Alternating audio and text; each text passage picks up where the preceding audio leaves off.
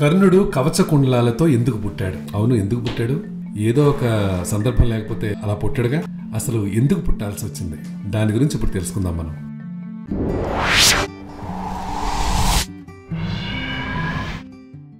కర్ణుడు కుంతీదేవికి పుట్టలేదు. కుంతీదేవి కూడా నవమాసాలు మోసి కర్ణుణ్ణి కనలేదు. కర్ణుడు పసిబిడ్డగా సూర్యుని ద్వారా కుంతీదేవికి ఇవ్వబడ్డాడు, అంతే. కన్యగా ఉన్న కుంతికి దుర్వాస మహర్షి ఇచ్చిన మంత్రం సంతాన సాఫల్య మంత్రం. ఆ మంత్రంతో ఏ దేవతను ఆవాహన చేస్తే ఆ దేవత వచ్చి సంతానాన్ని మాత్రమే ఇచ్చి వెళ్ళిపోతారు తప్ప మరే వరాలు అనుగ్రహించరు. ఆ మంత్ర ప్రభావం అలాంటిది. ఈ విషయాన్ని పాఠకులు ముందు అర్థం చేసుకుంటే కర్ణుడు కుంతికి ఎలా ఇవ్వబడ్డాడో బాగా అర్థం అవుతుంది. ఇక విషయంలో పెడితే, పూర్వకాలంలో ఒక రాక్షసుడు ఉండేవాడు. వాడు బ్రహ్మదేవుని గురించి ఘోరమైన తపస్సు చేసి అభేద్యమైన 1000 కవచాలు వరంగా పొందాడు. అప్పటినుంచి వాడికి సహస్ర కవచుడు అనే పేరు స్థిరపడిపోయింది. ఆ వర గర్వంతో వాడు సర్వలోకాలను నానా హింసలకు గురిచేసి ఆనందిస్తూ ఉండేవాడు. వాడి బాధలు పడలేక సకల ప్రాణికోటి శ్రీ మహావిష్ణువును శరణు కోరగా, భయపడకండి, నేను నరనారాయణ రూపాలలో బదరికావనంలో తపస్సు చేస్తున్నాను. వాడికి అంత్యకాలం సమీపించినప్పుడు వాడే నా దగ్గరకొస్తాడు. అప్పుడు నేనే వాడిని సంహరిస్తాను అని వారికి ధైర్యం చెప్పి పంపాడు. హిరణ్యకశిపుని సంహరించిన తర్వాత నరసింహస్వామి 2 రూపాలుగా విడిపోయాడు. నరరూపం నరునిగాను, సింహరూపం నారాయణునిగా ధర్ముని కుమారులుగా జన్మించాడు.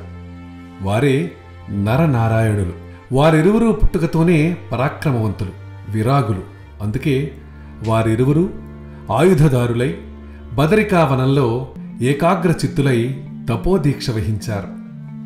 ఏ ఆటంకం లేకుండా వారి తపస్సు కొనసాగుతోంది. ఒకసారి ప్రహ్లాదుడు బదరికావనం సందర్శించి వెడుతూ నరనారాయణులను చూసి వారి ప్రక్కన ఆయుధాలుండటం గమనించి, తాపసులైన వీరికి ఆయుధాలతో పనేంటి, వీరెవరో కపట తాపసులై ఉండవచ్చు అని భావించి వారికి తపోభంగం కావించి వారిని యుద్ధానికి ఆహ్వానించాడు. వారి మధ్య భీకరమైన యుద్ధం జరిగింది. ఎంతకాలమైనా ప్రహ్లాదుడు వారిని జయించలేకపోవడం చూసి ఆశ్చర్యపడి శ్రీ మహావిష్ణువును ధ్యానించాడు. అంతటా శ్రీహరి ప్రత్యక్షమై, ప్రహ్లాద, నరనారాయణులు నా అంశతో జన్మించినవారు, వారిని నీవు గెలవలేవు అని చెప్పాడు. ప్రహ్లాదుడు తన తప్పు తెలుసుకుని నరనారాయణులను క్షమించమని వేడుకుని అక్కడి నుంచి వెళ్ళిపోయాడు. నరనారాయణుల తపస్సు కొనసాగుతోంది. వారి తపస్సుకు ఇంద్రుడు భయపడి వారికి తపోభంగం చేసి రమ్మని అప్సరసలను పంపాడు.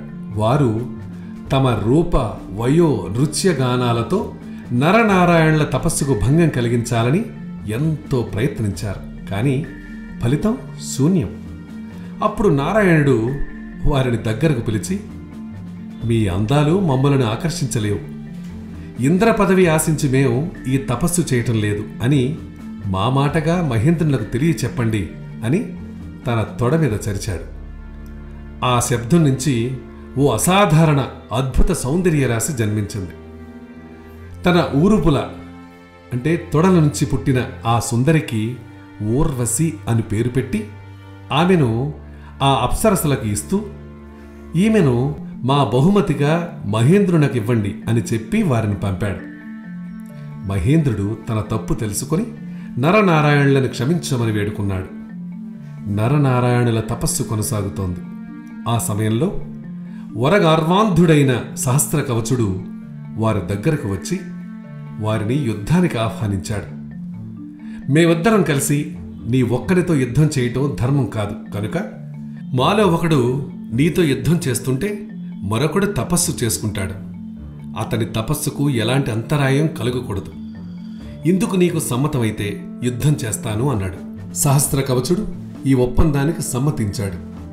నరుడు తపస్సు చేస్తున్నాడు. నారాయణుడు యుద్ధానికి దిగాడు. యుద్ధం భీకరంగా సాగుతోంది. అలా 1000 సంవత్సరాలు గడిచిన అనంతరం నారాయణుడు సహస్ర కవచుని 1000 కవచాలలో ఒక కవచాన్ని భేదించగలిగాడు. అప్పటికి అలసిన నారాయణుడు తపస్సుకు ఉపక్రమించగా నరుడు సహస్ర కవచునితో యుద్ధానికి దిగాడు. మరో 1000 సంవత్సరాలు గతించిన అనంతరం నరుడు సహస్ర కవచుని మరో కవచాన్ని భేదించాడు. ఇలా నరనారాయణులిరువురూ కలిసి ఆ సహస్ర కవచుని 999 కవచాలు భేదించారు. ఇక సహస్ర కవచునికి ఉన్నది ఒకే ఒక కవచం. అది గమనించిన సహస్ర కవచునికి భయం పుట్టి యుద్ధరంగం వదిలి పరుగున సూర్యుని దగ్గరకు వెళ్ళి అభయం ఇమ్మని వేడుకున్నాడు. అప్పుడు సూర్యుడు, కలకాలం నేను నీకు అభయం ఇవ్వలేను, నరనారాయణుల అనంతరం నీకు నా నుంచి విడుదల కలిగిస్తాను అన్నాడు.